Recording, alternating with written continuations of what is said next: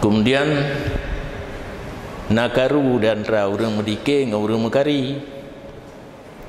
Urang mekari beruh mandum yang bakman mat yang hanaman. Urang medike kemenan. Penting lagu beruh. Mat gadah pi jecit. Nya betul. Karena dimaafkan pada nazam barang yang tidak dimaafkan pada nasar. Nasar tulisan biasa, lagi kitab tanya buat bunuh yang tulisan nasar. Nyan harus panjang. Lagi peraturan tajwid. Menyokan nazam, lagi contoh kasidah burdah.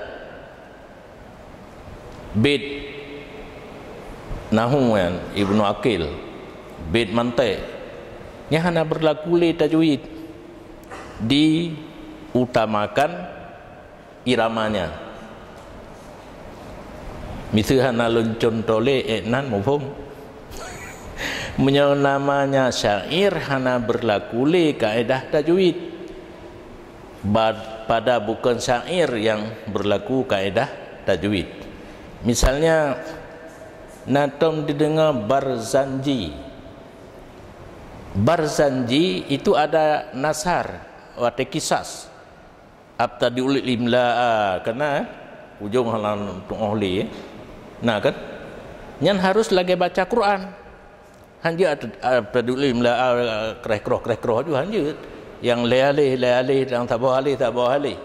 Begitu ba tanakal tabi asla bi arba bisudadin nazam yang tidak berlaku tajwid.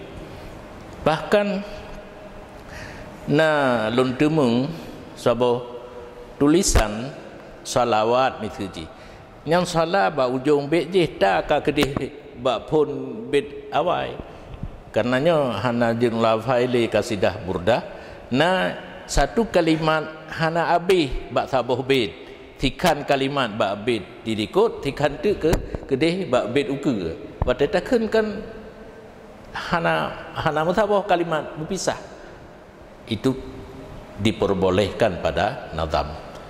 Berarti menyokan nazam diutamakan tajwidnya, pada nazam hana le diutamakan tajwidnya.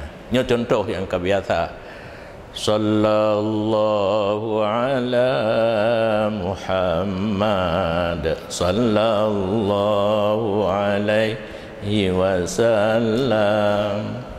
Soyu petedang makmat. Soyu petedang baklam, bak tulisan hanaman. Tapi bacaan pakan iramanya. Urang geproteh kari dengan pensair no karena ladum sallallahu ala Muhammad sallallahu alaihi wasallam. Togat longkun taknya ngabuno. Menyabugak bunonya.